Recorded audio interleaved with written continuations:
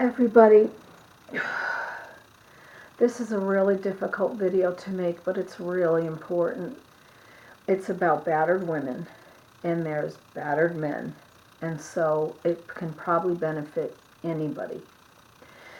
So, in order to own your truth, you have to tell it, and of course, I was a battered woman. That is how I got to where I am today. And I think almost,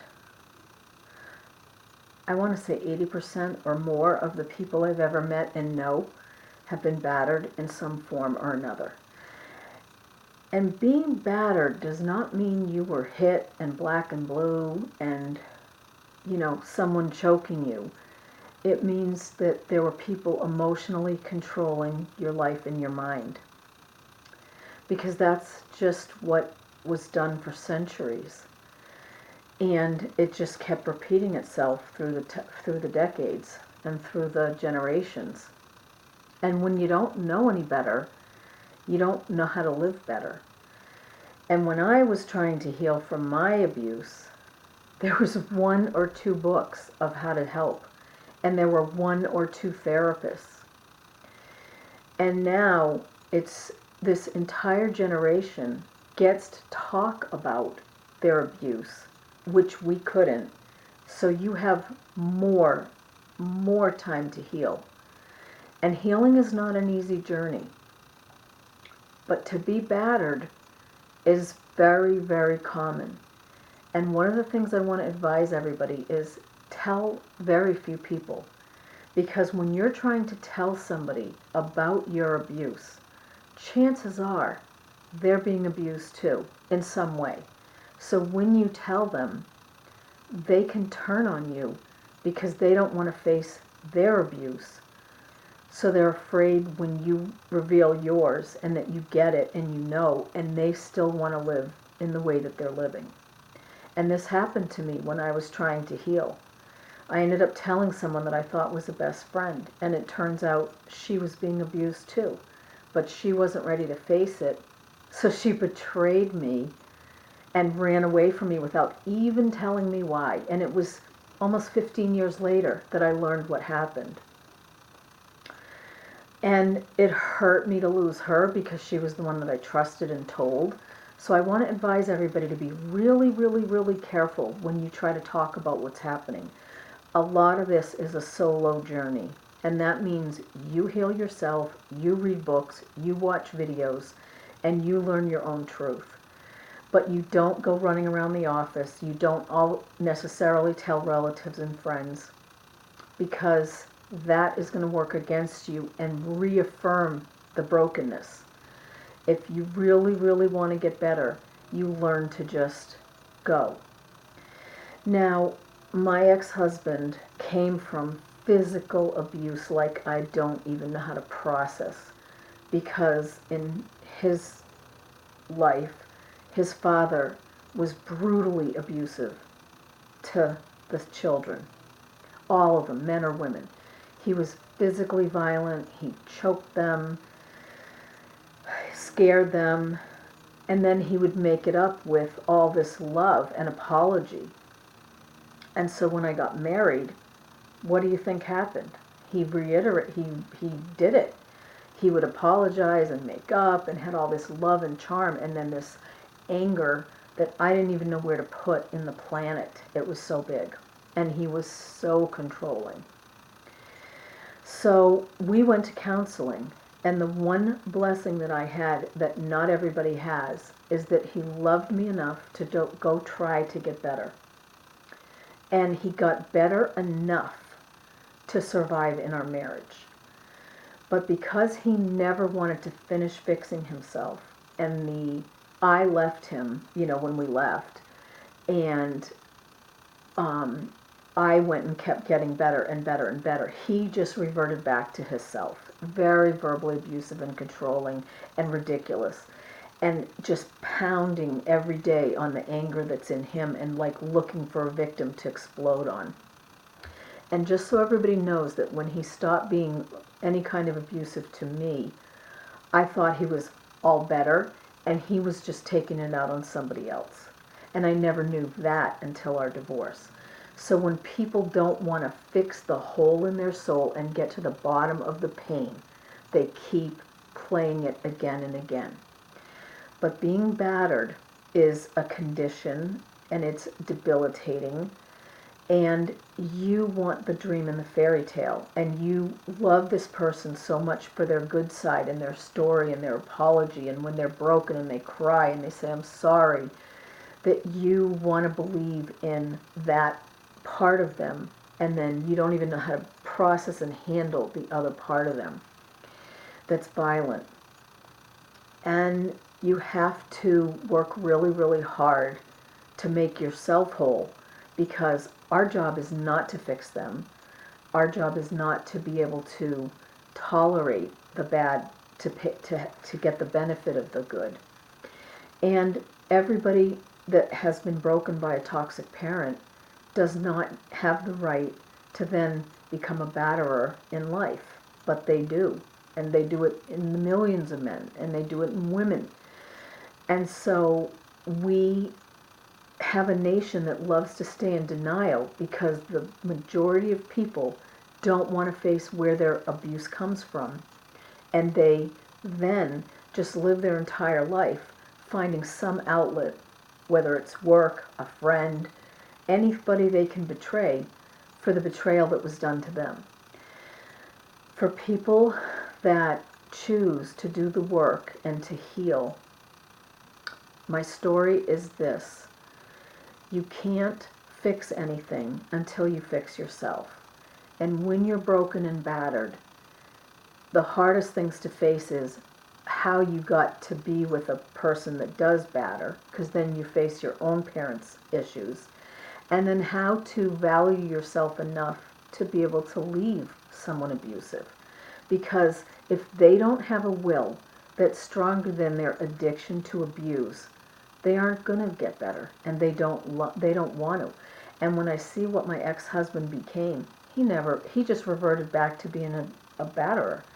And he picked a woman who put up with it for whatever perks there were, and they just live a very toxic, hateful life, and it's really sad.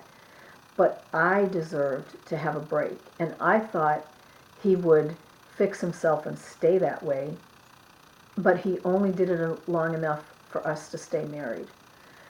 And when people are in this predicament and in this situation and have this condition, and it is, you cannot fix your head because someone else has taken control of your mind. And what they do from the day they meet you is they have a plan. They have a plan that you're their victim and you're their property, and that they own you. And that's just not a relationship. A healthy person, there's no control in there. There's two people that become partners. So when someone has this mission that you're mine and no one can have you, or if anyone touches you, I'll kill them, they're not okay, because they aren't living in the country and they're not living in the world of laws. They're living in their own mind where they own the things. And they feel like if no one can, if you leave them, no one can have you because that person will die. No, they should go to jail, for killing somebody if they do, like OJ. But normal people have the ability, if you're gone and the relationship's ended, to let it end. Someone who is a batterer and toxic can't let anybody have you, doesn't want to even think of anybody being with you, but they won't fix themselves enough to figure out how to keep you. And in order to do that, they have to go face their own toxic parents and what they were missing and what they were not taught by their mother, which is how to be a man, how to treat a woman, how to be have someone who's a lady. So they don't want to go back to there to learn what they need to do to keep you. And they feel the sense of entitlement for their deprivation in their lives, and they think you're property. And that it's their right to have you whether they behave or not. It's not the case, and it's a big struggle to get out. And we've seen in history the women that try to leave these types of men and then they die. And when people want to get away from someone so abusive and so toxic, they haven't made a thoughtful escape plan. And sometimes there isn't one. What I want to tell people is if this is your situation, you have to be super smart and very careful and very isolated. There are very, very few people that can protect you. And people are afraid to go to battered women's, which is the right place to go. And that's where I went in order to get the help and protection that I needed. And if you're even being emotionally abused and controlled, sometimes the only way to get out of it is to go get the right help. Sometimes you can learn it through books and things like that, but other times the only way is a channel of going to the right people to put it on the record. Because there are people that are broken and want to leave, and they're too afraid to go. And as our world supposedly progresses, we are not supposed to be having domestic violence and battering women as a top subject, but it's there. And it's so real. And we haven't progressed as much as we should to refrain any man from harming a woman. The laws have gotten a little bit better, but there's still people that die when they try to leave. There's still men that steal the children. There's still men that go lie in court and have a powerful attorney because they're the money maker and they have it, and the woman doesn't have an attorney and no power, and the courts aren't listening. And so it's a very, very complex issue. But my point is about women going to recover and to get help and to break away. And I want people to understand that as rough as my journey was and as hard as it was to be in that position, I wouldn't trade a day. And what I mean by that is that my life was no picnic when I was married, but I married someone I loved so much, and I love that he was willing to try to overcome his obstacles, to work through it because he loved me. But not everybody can do that because it's not about you and not loving you enough. It's about the fear of facing the pain of what their parents did. And you can't take it against yourself if they don't want to get help. It's not that they don't love you. It's that they can't or they won't. And when you face that and you take the personalization out that you can't change it, fix it, alter it, it's not your fault and you're not defective, it gives you one step into figuring out what to do to save yourself and protect your children if you have them. And I just want people to be real, because one of the things I try to do on this channel is be real, where everyone else covers it up and lies and doesn't say anything. We can't fix it if we don't acknowledge it. So as my journey went on, and I'm 55, I'm almost going to be 56, I have met thousands and thousands of battered women. Thousands. It's not uncommon, it's common. And most people picked a person that didn't want a partner, but wanted to control.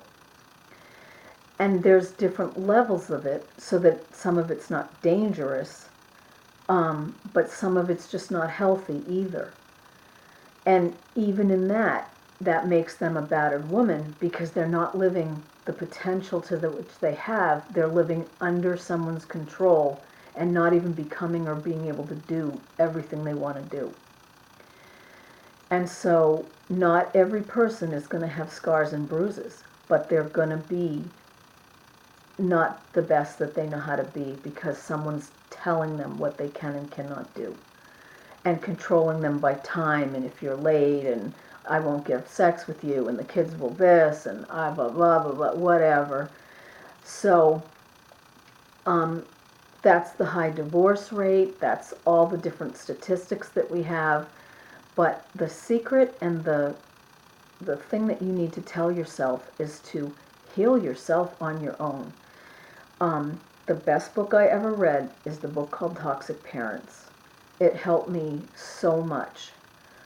It's by Susan Forward, and it put me in perspective of what my own parents were, then it mirrored what my ex-husband's parents were, and it let me understand where all my pain came from.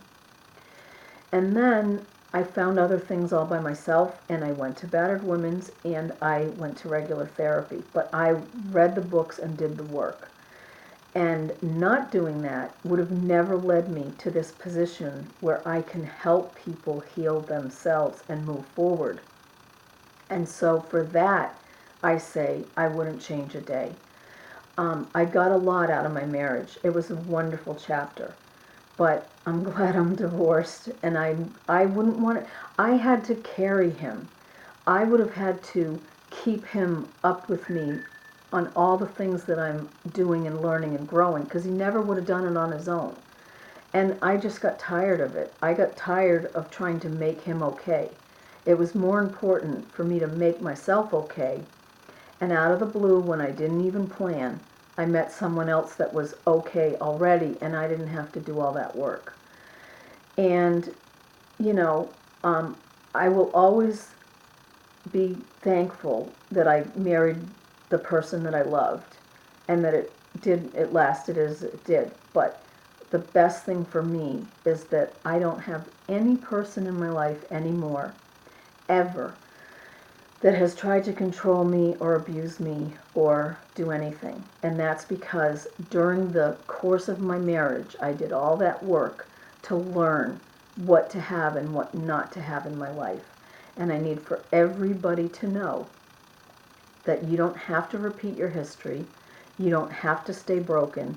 You can choose to have a person in your life that benefits your life and is a partner in dreams, a partner in how you want to live, if you want children, how to raise them, and all of that. Or if you just both want careers, whatever. But if you pick a controlling person, you never ever live.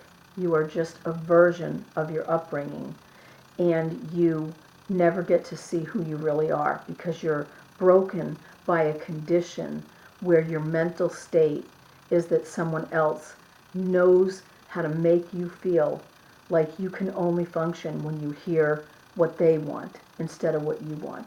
And that is not living. That is surviving. And you have to choose to want more for yourself. And I hope for women moving forward that they do, because it's more about how fast life goes if you live it well, and how long it drags if every day you don't know how to escape. And I am very glad that I'm not living like that anymore. Thank you.